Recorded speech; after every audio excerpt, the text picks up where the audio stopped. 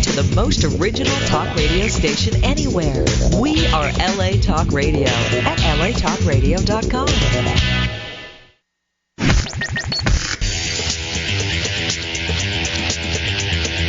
You're listening to Question Reality. Question Reality with Priscilla Leona. Priscilla Leona. Only on LA Talk Radio.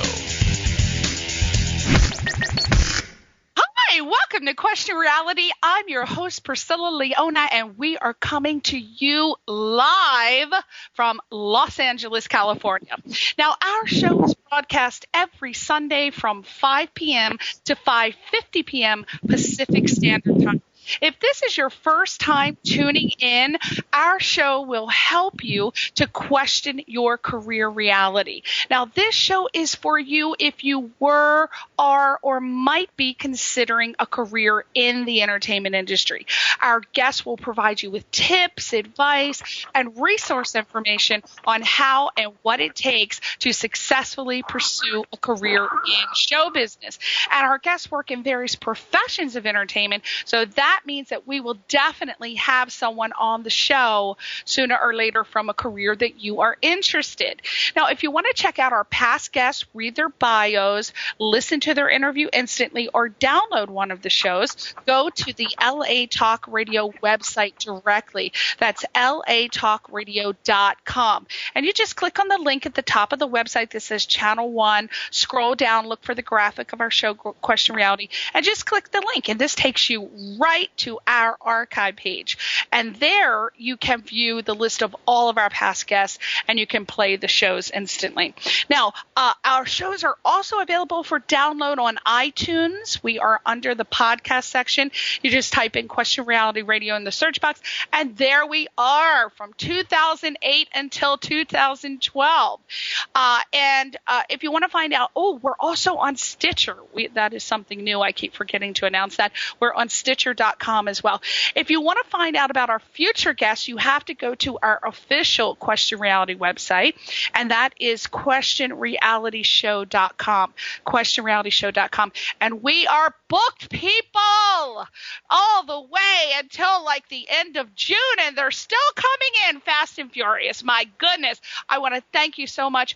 Our show has become so popular, and I'm just so happy, and it's all because of you, and I love the emails, and I love the tweets, and I love the Facebook thing. So thank you, everybody. I'm so glad that you're happy with the guests that we bring on, and that it's helping you so much. Thank you to Navakic from Slovenia. My God, I didn't know I was popular in Slovenia, but hey, that is a big boon for me. So spread me around in Slovenia.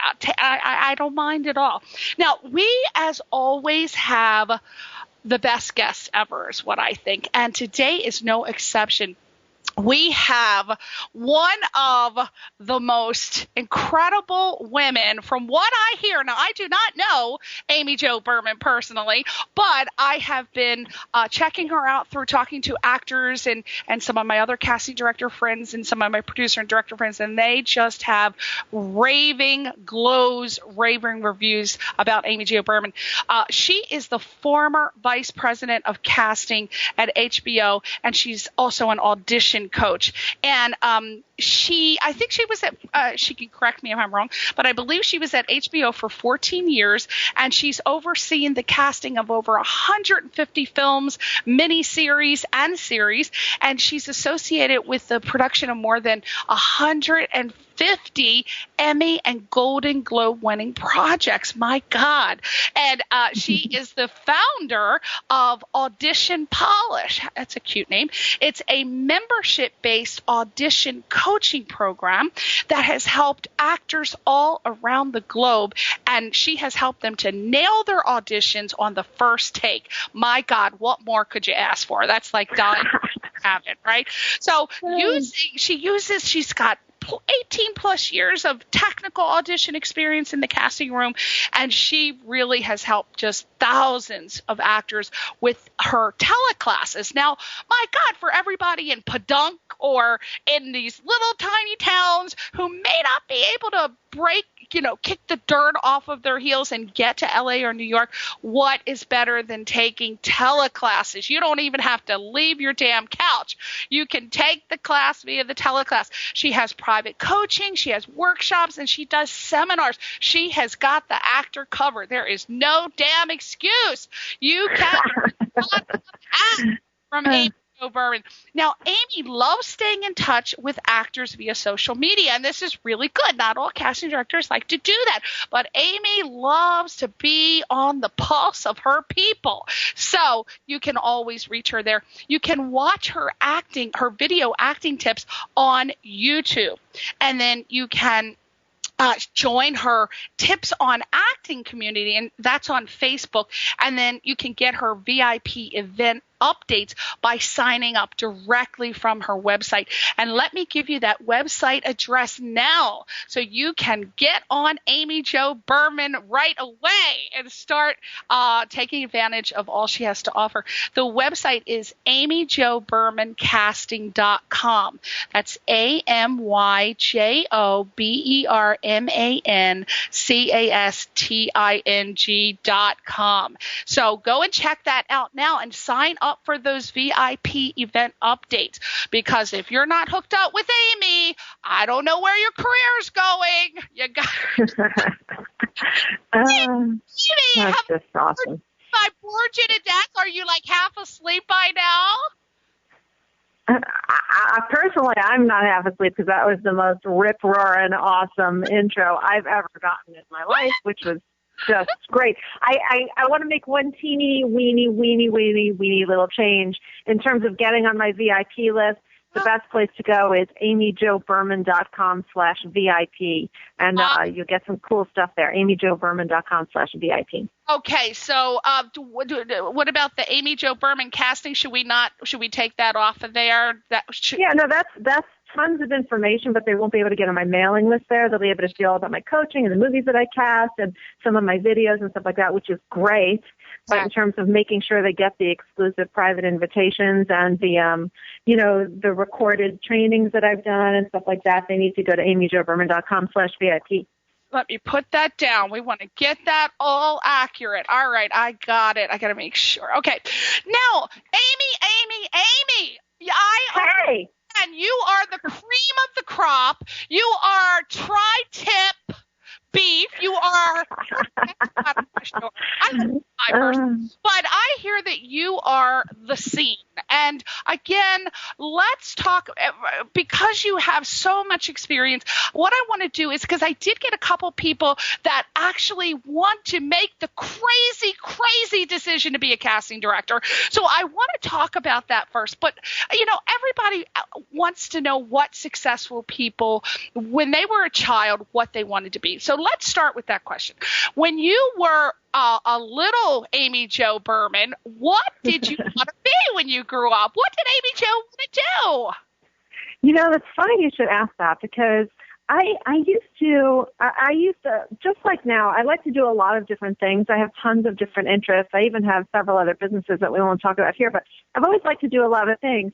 And when I was a kid, I had a lot of varying interests too. And I used to look at people who had that one interest. They always knew they wanted to be a doctor or a chef or an actor or something. And from a kid, and they would just laser focus on that one thing. And I used to look at myself and go, when am I going to wake up and know what I want to be when I grow up? And that day just really never happened.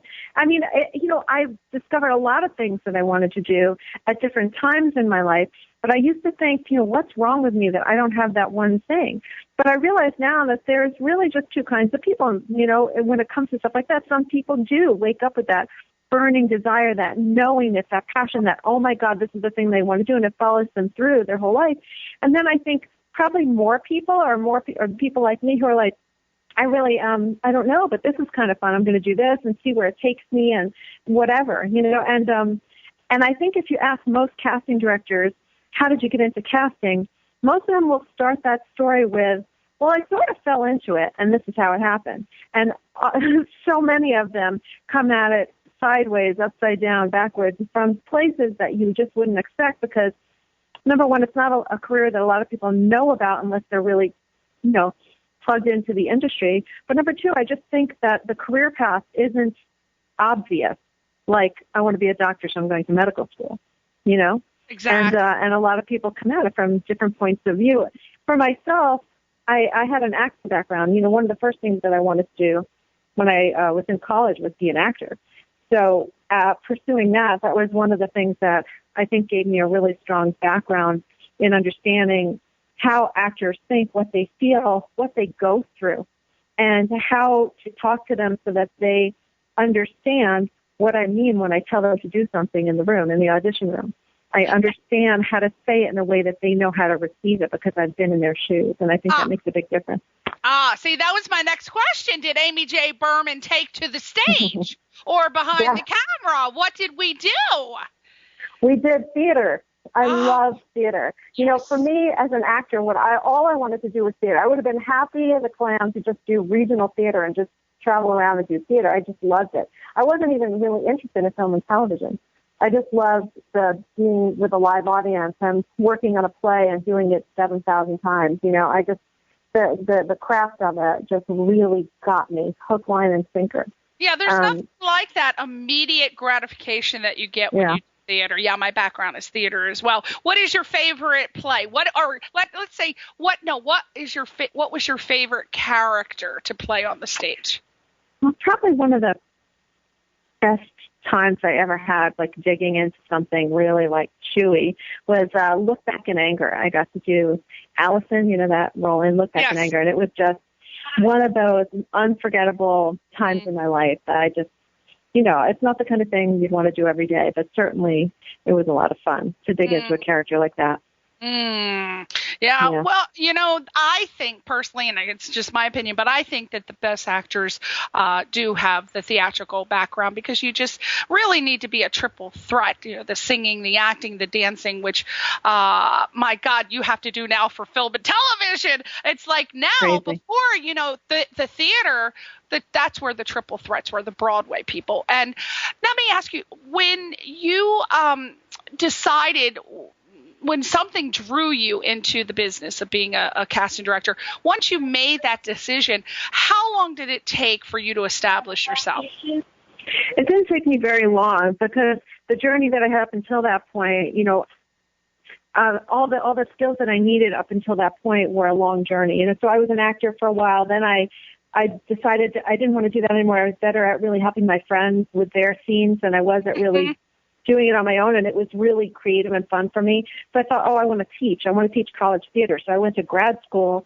and I got an opportunity to teach intro to theater while I was going for my master's in theater history, and that was really fun for a while. And then I moved out to L.A., not really knowing what I wanted to do, and I kind of a friend of mine and I opened up a workshop company where we would book casting directors, and actors would come in to meet the casting director. So there I am calling all the casting directors in town, booking them for my thing. And, you know, I was very, I didn't want to put a bunch of actors in front of casting directors who sucked, basically, okay? I didn't think it was right to take somebody's money if they weren't really ready to be seen. So I kept it really small, and I actually auditioned people and wouldn't let anybody just come take my workshop unless they were really good. So they were really small and exclusive, and the casting directors got to know me that way as somebody who had integrity and who had some taste. So here I am getting to know all the casting directors in town, and one day it just occurred to me, hey, I think with all the experience that I have in business, in acting, in communicating with actors and understanding what's good and what's not good, I think I'm supposed to be doing that. And so what I did was, this point I had established connections with a lot of casting directors, and I picked 3 of my favorites, so I had a good relationship with, and I took them each out to lunch, and I said, can I pick your brain? I'm thinking I want to get into casting. And each one of them encouraged me to be an intern.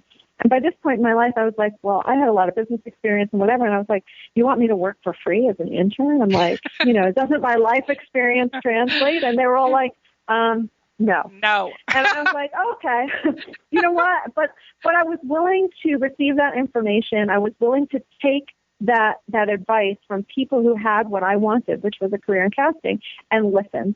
And one of them said, look, just come intern for me.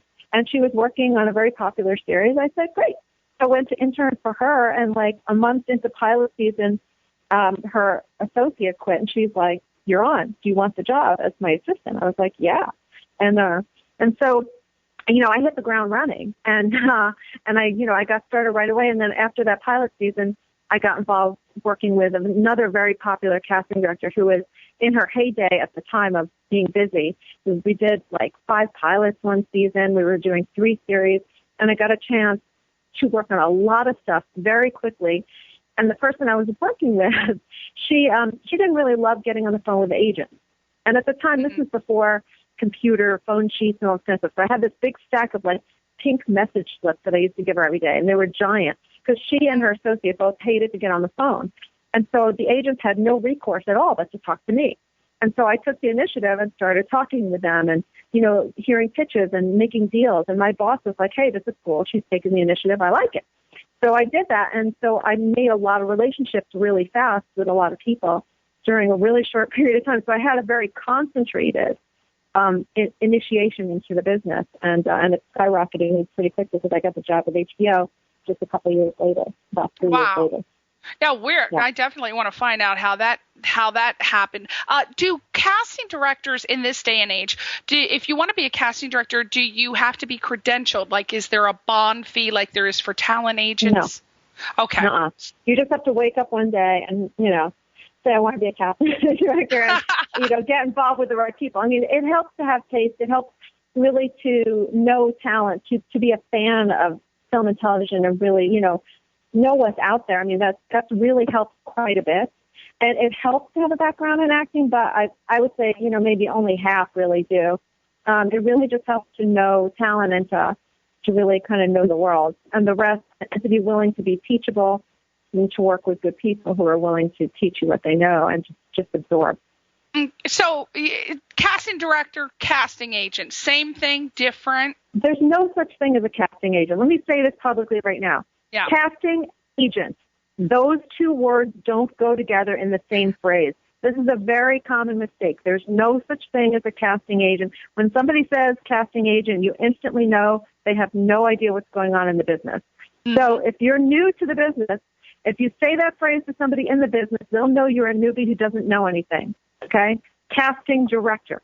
Always. Just saying. Oh, no, that's casting good. directors that's everywhere. Good. That's there good. That is. That's good. And that was a term that was used very much, I guess, prior to the 70s. That was used a lot back then. So we're pretty far away from that now. Yeah, so yeah. You hear a lot of the older people still say casting agent. A question for you. Okay, so actors, their dream person to meet is a casting director. Who's the dream people for casting directors to meet? Who are your targets? If you want to be a casting director, what do you do? Who do you have to get in front of to get the work? Good question.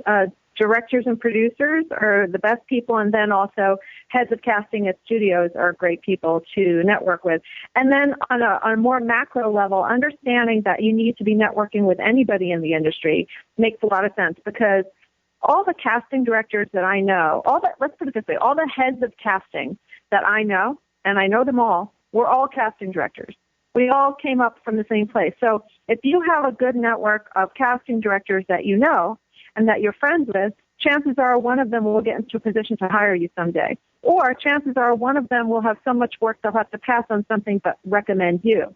So the people that you want to know as a casting director, producers and directors, because they're going to want to hire you, they make the final decisions along with the studio casting people. And then agents and managers, just like actors, because, when you're looking for work, first of all, as a casting director, the people you're on the phone with all day, every day are agents and managers. If you don't make connections and relationships with agents and managers, you're dead in the water. Nobody's going to take your phone call. You're not going to be able to put anybody in a movie or a TV show. So when you establish relationships with agents and managers, guess what you do when you're looking for a job? You call up all your favorites and you go, hey, I'm open, I'm available. If you hear of anything, let me know. So it's about networking with everybody in the industry, but those are the people specifically. Yeah. So when you're starting out as a casting director, is it recommended? I think so, but you're the expert. Is it recommended that you take on projects, say, for students that are at USC, UCLA, who are trying to cast things? You're trying to get some credentials. They're trying to do their film. If they ask you, should you accept that or should you pass? Absolutely, you should.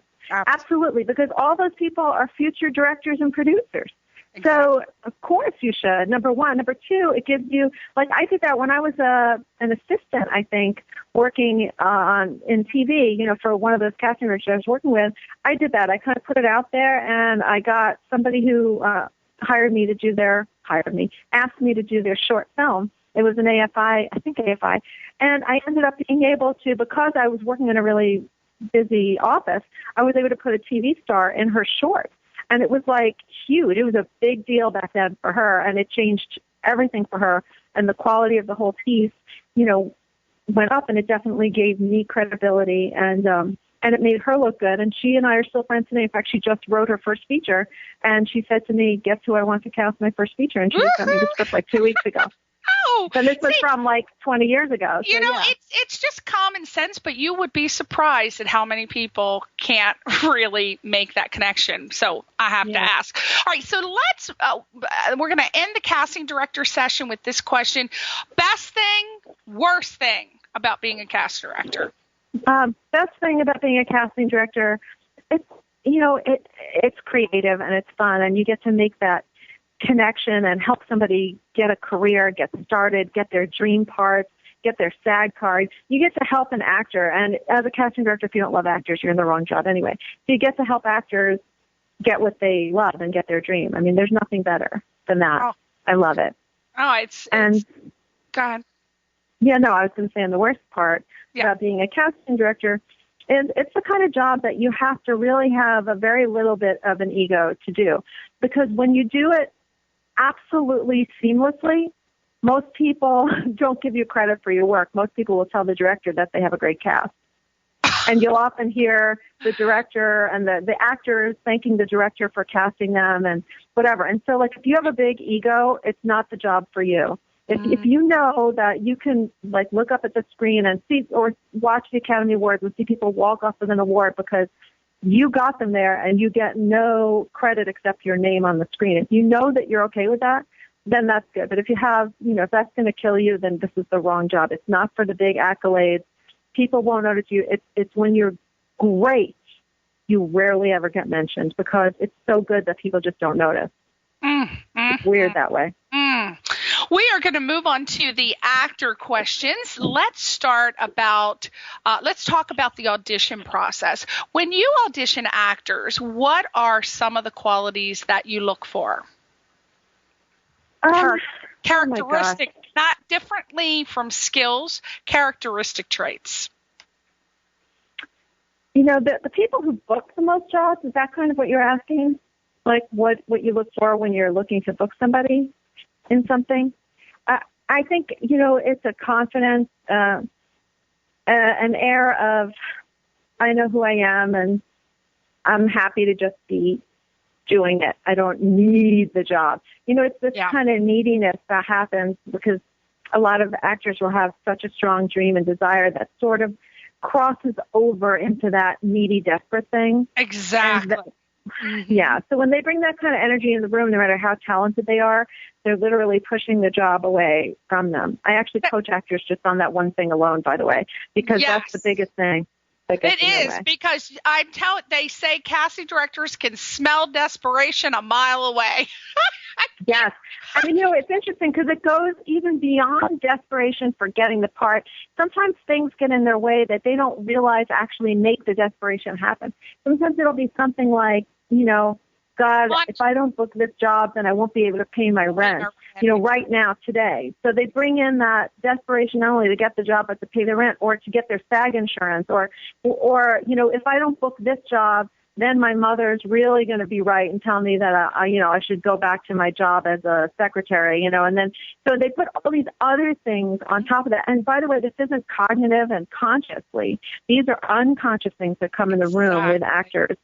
And I do coaching on how to get rid of those unconscious things and or there's other ways to do it, but those are the things that prevent an actor from booking. And on the other side, the things that will draw the job to you is besides talent, obviously, because it's not always about talent. We could tell that from looking at TV, can we not, and film? Mm-hmm. It's not always about talent. Sometimes it's just about that willingness to sort of step into your own energy and not let people take your power away and just, this sounds really kind of airy fairy foo-foo, whatever, but it's like about stepping into yourself and being willing to just be in the moment, enjoy your audition. I know that sounds crazy, but I can show you how to do it. Enjoy your audition as a mini performance and walk out just knowing that you did a great job or not, did the best that you can do, and then leave it at the door. It's all the other stuff that comes on the other side of that prevents it, as well as when you flip it around, if you do the opposite, it actually will attract it to you. And it's not always about talent. Sometimes it's about, like I said in that article, you brought up my article, the 26 Reasons Why You Didn't Get the Part. Yeah. The thing about that, or the reason why I wrote that article is because so many times I will see an actor or talk to an actor who feels like, but I did a great job in the audition. I got great feedback. Why didn't I get it? I don't understand. And they beat themselves up. And it's not really about your talent. That's one of that's 10% of why you will or won't get the job. The other 10% or 90% has to do with how you fit into the whole composition of the piece. It's like when you're painting a picture. If you're creating a work of art, you don't just have like one color and one paintbrush and one section of the canvas you're working on. You're creating a whole composition, and that every little element of your composition has to fit together. So It's not just about the talent, it's about the actor and how they fit into the role, how that role fits into the piece, how you in the role fit into the piece opposite the people that are cast in the other parts. Do you look like them? Are you supposed to be family members? Do you look too much like them when there's supposed to be a contrast?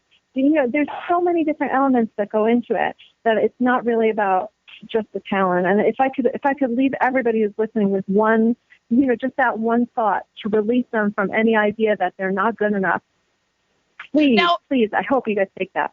What are some of I have heard a lot. What are some of casting directors' biggest pet peeves with actors when they come into not only come into an audition, but also when you meet someone, say, at a networking situation? There are some really obvious ones you probably heard a million times, but I'd say, in a networking situation, it's like, hi, how you doing? Well, I just did this, and I just did that, and I just booked this, and I just did that, and I just shot this, and I'm going here, and I just had this. I just wanted to know how you are. You know what I mean? Like, how are you? Yeah. Talk to me like a person. Yeah. It's sort of like, you wouldn't walk up to, think about it this way, okay? If in a networking situation, you wouldn't walk into, say, a Starbucks and start handing out your business card to people. Wouldn't they look at you strange? Right. It's the same thing if you meet a casting director at a party or at a restaurant or you wait on them or whatever, and you start, telling, he's sending them your picture and resume and doing no. So it's about connecting, make a human connection, make a friendship. Exactly. If they ask you, then tell them, but don't just start giving them your curriculum vitae immediately. You'll turn them off. Who wants to hear about that? All right. So what are some common misconceptions that actors have about casting directors or auditions in general? Do you think? I think a lot of times they hear the phrase, we really want you to walk in and be good, but they don't really believe that. Yes. They have a sense, you've heard that, right? And I know actors have heard that. And then when I tell them that, they do the eye roll and the shoulder shrug, and they sort of, they wilt because they don't really believe that casting directors actually want them to be good. Yeah, because the quicker they get it cast, the quicker they're moving on to the next role. They want you to walk in and nail the part, right? Right. And that doesn't mean, so here's the difference. Like, yes, we want you to walk in and nail the part, but that doesn't mean that every casting director is a Pollyanna smiley face, just with no feelings and emotions, and they're just, in a good mood all the time. Obviously, that's not true. There's a lot of pressure on casting directors, a lot of pressure, a lot more than you'll ever see in a room to, casting director's job is a very nurturing, caretaking job, right? When I told you, when you're doing it seamlessly, nobody notices. What that means is you have to make the director think all your good ideas are their good ideas. You have to make the producer feel like the director's on top of things if they're not, and vice versa. You have to let the studio know that you're on top of it, but that you're sort of massaging this director-producer situation. You have a lot of pressure going on. At the same time as you have to bring the right actors in and help them be their best in the room, and blah, blah, blah, blah, blah, blah, blah, blah, blah, and work within the budget and field all the phone calls. There's a lot of pressure. So a casting director may not be in the best mood when you walk in the room, and that doesn't mean they're a bad person. Some people handle pressure better than others. It's not about you. It's about them. So just, if you could understand that, yes, they do want you to be good. That doesn't mean they're going to be sitting there necessarily with a smile on their face and hugging and kissing you going out of the room. So don't put those two things together and draw that conclusion that it's not a, Don't take it personally. Exactly. You got to put the fourth wall up. Just do your thing and move on. Now, let's talk about one of the actors' favorite tools and a casting director's worst friend, Photoshop. Now, what advice do you give? That's what I think. Because I tell you, I see some, because, I produce short films and I have casting sessions. And I swear to God, I have people coming in there and I'm casting them off of their headshots. And then they come in and they have photoshopped that damn picture up. They come in and they don't look anything remotely like they do in the picture. So what advice do you give to actors who are addicted to Photoshop? Now, I try to tell these people every week that Photoshop is not your friend because the casting director needs to see the wrinkles. They need to see the blotches and sunspots and all the damn liver spots. But these actors refuse, and they just go Photoshop crazy. So you are hearing it from Amy Jo Berman. I know what she's going to say. Take it away, Amy Jo, on Photoshop. Ew. Are you psychic? Okay, well, I'll say two things about this. Number one, there are moments when it's appropriate for a slight touch-up, okay? There are moments, a slight touch-up. Yeah. And that's, if you're a leading man or leading woman and you go in on things regularly where they're calling in extremely attractive, beautiful people, you want your picture to be extremely beautiful, but you also want to be extremely beautiful. So if your photo looks like that, as long as you can show up looking like that too, that's great. That's fine. But it's sort of like a bait and switch in the other way, and it's annoying because it makes extra work for people. So imagine you saw a car advertised and you wanted to go buy that car, and it was the exact model and it was supposed to be in great condition or whatever, and you show up and they show you some jalopy. Wouldn't you be pissed because you wasted your time going down there? You thought you were getting one thing, you're getting another. You're not going to want to buy that jalopy, and you're going to be annoyed at the person who's trying to sell you. Mm-hmm. And that's kind of how it feels on the reverse. So you don't want to, remember, the casting director could and would be your ally, but you have to work with them, not against them. So you want to give them the tools to be able to sell them to the people that they need to sell you. If we have to say to a director, producer, or studio person, look, this is the person, you have to allow them to have the tools to do that. One of the tools is going to be obviously your audition and what you provide in the room. The other is going to be the picture and resume. And so they all have to be congruent. They all have to reflect the same thing. So you want to give them the tools to help you. So if you think of it like that, it may put a different skew on it other than trying to be shiny and pretty. And it doesn't work if you're a character actor. It doesn't work if you can't show up looking shiny and pretty, just like the picture. All right. Now, Amy Jo Berman has just given a pass on a light photoshopping.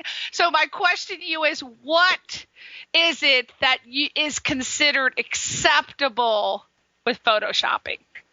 To me, it's not about photoshopping. It's can you show up in the room looking like your picture?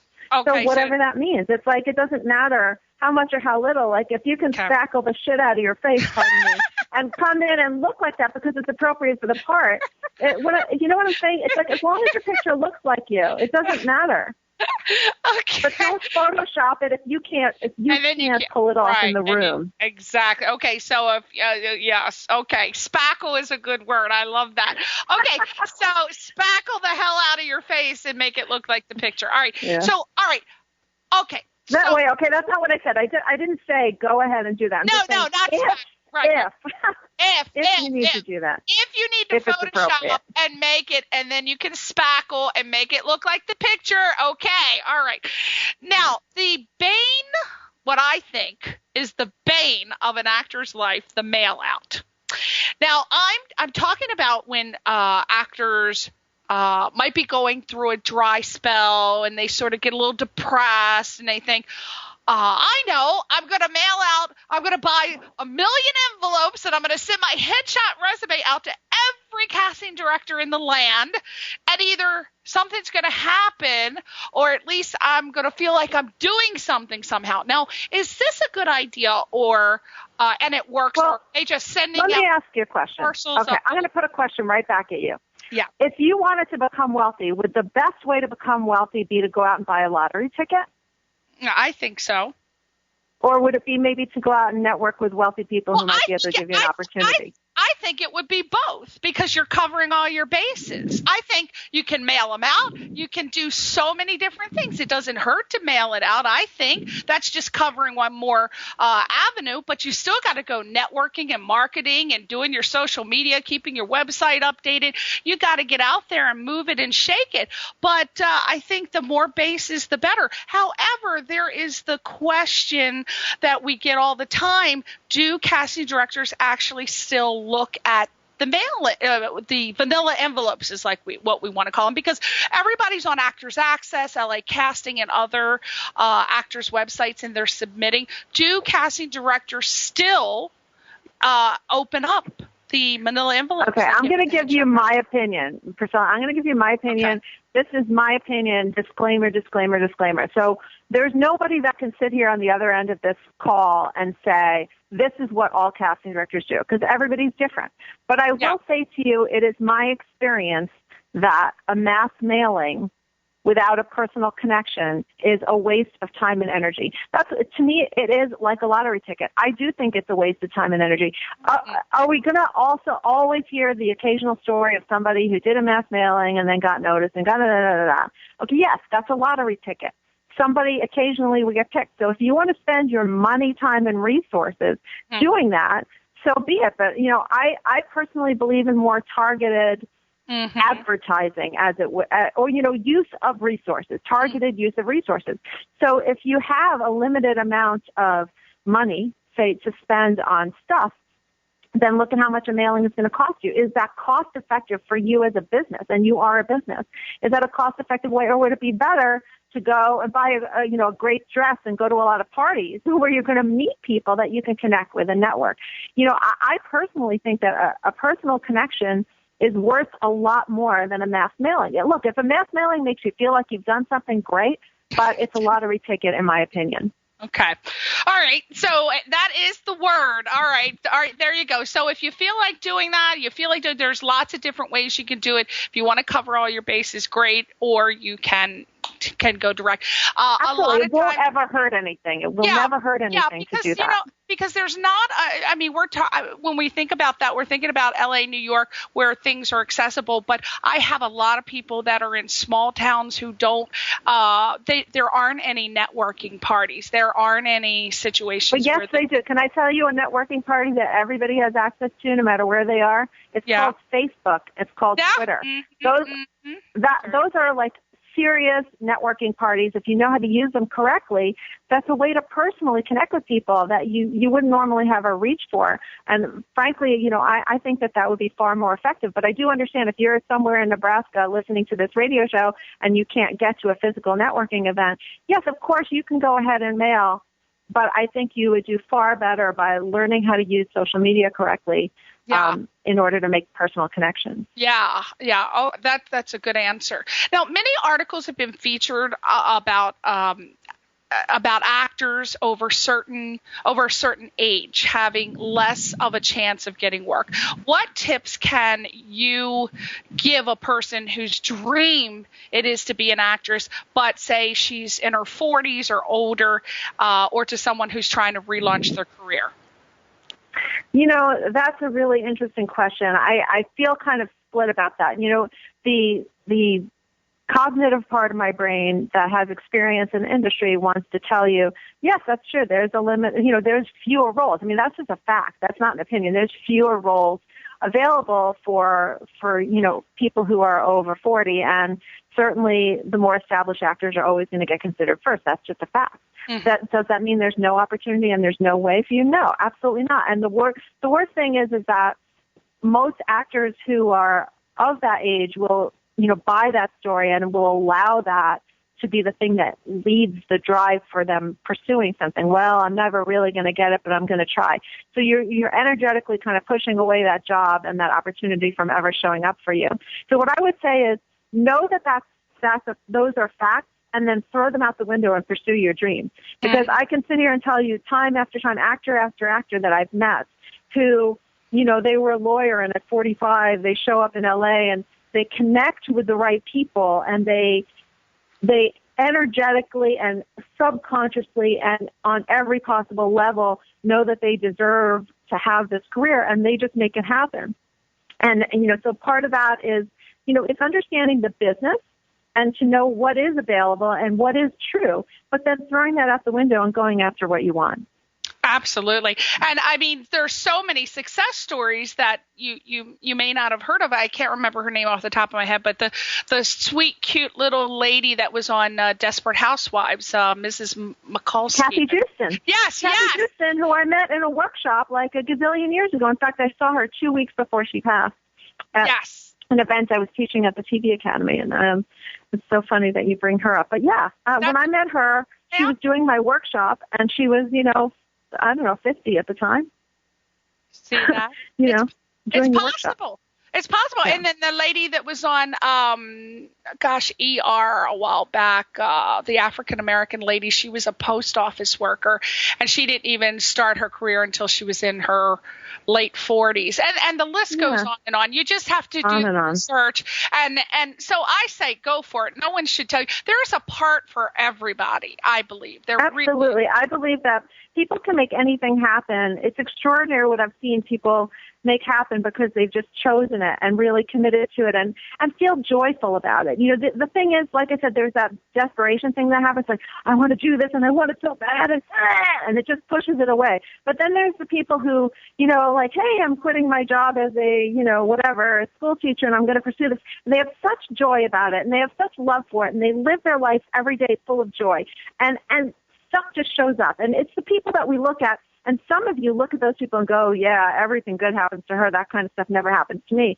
And that's because she chose in her mind that everything good was going to happen to her, and it did. And you're choosing maybe that nothing good ever happens to you, and therefore you've proven that right. It's a switch of mindset. If I can't even tell you more than anything, more than technique, more than where you're at, more than, talent. It's just a mindset switch of choosing something, choosing to live your life joyfully and follow your dream. I mean, I don't want to sound all Pollyanna-ish, but it is really a mindset that leads what happens to you in your life. It really is. And you just have to force yourself if you have to. I mean, it should come naturally, but if it doesn't, if you want to be an actress, act like it is. You've got to put yourself in a positive mind frame around everybody, because positivity really attracts people from all aspects of life. Nobody wants to be around a dull, boring, negative, critical person. So if you don't happen to feel particularly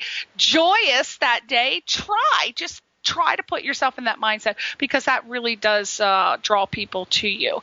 And now let's move on to what you think is the secret to show business success. As an actor, what do we need to do? What is the secret to show business success? The best way you can devise your acting career path. What do you think? I think it's a combination between really knowing what you truly desire, having a plan to get there, and then doing the footwork that's required in order to put you in the right circles for those things to start showing up, combined with the right mindset and attitude and energy. And really, I can't stress enough the importance of networking. It's very, very important to put yourself in the right circles, to create the right friendships, to meet enough people that where that stuff can start showing up for you. Because here's something that I learned a long time ago. People hire who they know, like, and trust. Right. And people can't hire you if they don't know you. They don't know you from a picture and resume in a manila envelope that they get in a pile of them. Okay, that's not how they know you. That's not knowing somebody. That's just like, getting a flyer in your, do you ever you go to your mailbox and you get all kinds of like flyers, grocery store flyers and that. Would you say that you know that grocery store because of it. No, it's a flyer in there. You don't know that thing, right? So you don't know somebody from a picture and resume and a stack.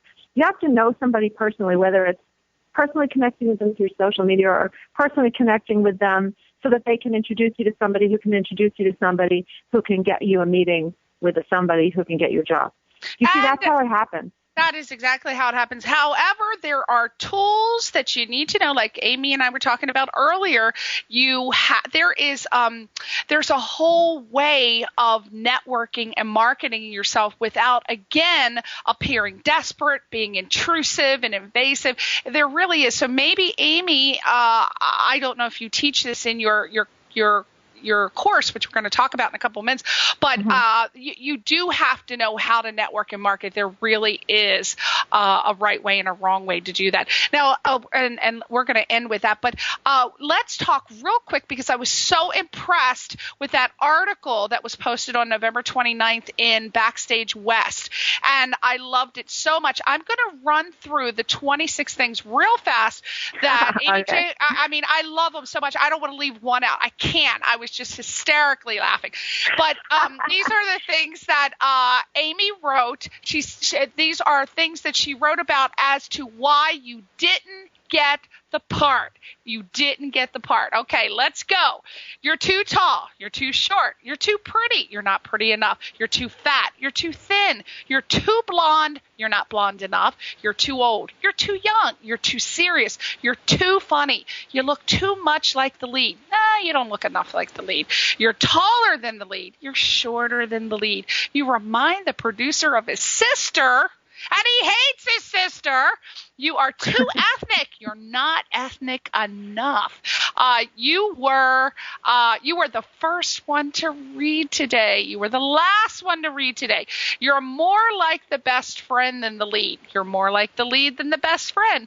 You're too charactery. You're not charactery enough. And my favorite, you look like the director's wife, and he had a fight with his wife and right before he left the house this morning. Sorry.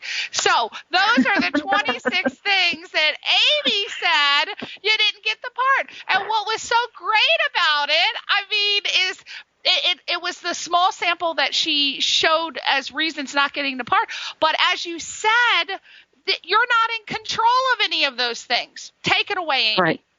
Yeah, you're not. That's the one thing, and I do say this in the article, that's in common with all those wacky things is you're not in control of any of those things. The only thing you can control is what you do with the audition. And then do your best work, be polite, be professional, and get out. That's it. That's all you have control over. Everything else is not up to you. So, like I said earlier, you could be great, but if you look like the producer's, Aunt Betty, and, he just can't stand her and just came from Thanksgiving with Aunt Betty and just, has Aunt Betty on the brain, he ain't casting you. And that's not, it's not your problem. Just do your best. They'll remember you for something else. Somebody else in the room will. So it's, it's really not about you. Just and you do don't what you can control. You don't know. No. So if you don't get the part, you're not going to know. Unless you're tacky enough to ask them, and then, I highly don't recommend that. But no, because you know what they're going to say, Priscilla? They're going to say, we went another way. Exactly. That one. They just went a different way. Exactly. That's what that means. All those 26 things, when they say we went a different way, that's what that means. Now, let's talk real quick. We got a minute to go, but we're going to get this in. Let's talk about your audition polish. What is it? I created Audition Polish because I've been doing private coaching for a while, audition coaching. And what I noticed was actors have a tendency to either save an audition coaching situation for a really special occasion, a big audition that they have or whatever, or they just, will tell themselves, I can't afford that or whatever. And I wanted to make it not only affordable so every actor could, but so that it wouldn't be precious. Like you would save it until the big audition. Well, guess what? If you booked all these other things, the big audition wouldn't be so special because it would be common. You'd be getting those bigger parts because you're booking the smaller ones. So what I did was I created a 20-minute polish that you can just drop into my studio, 20 minutes, and get a quick polish on your audition. Because sometimes you work on it yourself, or you're working it with a friend, or even with an acting coach. But, you know, if you didn't work on it with a casting director who's been on the other side of the table, who knows how to talk to you, who has the language of an actor, who understands what goes on in those 20 minutes to get you to nail it on the first take. Because, see, what happens is you go in sometimes with an audition and you don't nail it on the first take because you're just getting warmed up or you're nervous or whatever. And guess what? Many times they don't give you a second take. So this is your opportunity to come in, get that polish, get warmed up, understand what they're looking for, and get the guidance to get there so that you can go in and nail it on the first take. And I made it affordable. I made it, you know, on a drop-in basis, and you can find out all the details. I did a big video about it on my website at auditionpolish.com. Auditionpolish.com. So everything we need to know to get in front of Amy Jo Berman is on that website. So check it out. Amy Jo Berman. Can I say one more thing about that, Priscilla, before we go? Yeah, just, you know what, I also do this by Skype as well. A lot of my clients are in New York, in Atlanta, and anywhere else. So if you're not in LA, don't feel like, oh, well, I can't do it because I can't drop in. Yes, you can. That's what technology is there for. And I will say one other thing, too. I am in the midst of forming another online class that I'm going to be doing called the Attractor Factor for Actors, where I'm actually going to be teaching how to use social media correctly, how to market yourself as an actor, how to connect with people virtually the right way, the non-offensive way, the way that they actually get to know you and like you. And that is something. So just make sure you get on my mailing list at amyjoberman.com/VIP so that you get notification about those kind of classes, or check me out on Facebook. Absolutely. And you feel free to send me any kind of ad copy, and I'll always do that for you. I'll introduce that for you. Yeah, I do that. I mean, Amy Jo Berman, you're worth it. My God, you're going to be helping the people. Now, I want to end this by saying that I thank you so much. I can't thank you enough for helping the people today. You really did a great job. And do you believe that it went so fast? It's like it was only 15 minutes, right? I can't even believe it. I know. So hopefully we can beg Amy Jo Berman to come back maybe next year and or later on in the year, and we can talk more about maybe the actors who went to her classes, Audition Polish. Again, thank you so much, Amy Jo Berman, for coming on. Say goodbye to your fans. I'm going to let you close out the show. All right. Well, thank you all for listening. I'm a really big fan of each and every one of you, even though we haven't met yet, because you're an actor. And I just love that about you, and I can't wait to meet you all and connect with you in person and on Facebook. So reach out and find me. Google me. Catch me. I love it. Amy Jo Berman. Woo! Goodbye, everybody. Happy holidays. AmyJoBerman.com. You rock. Bye. Thank you. Bye.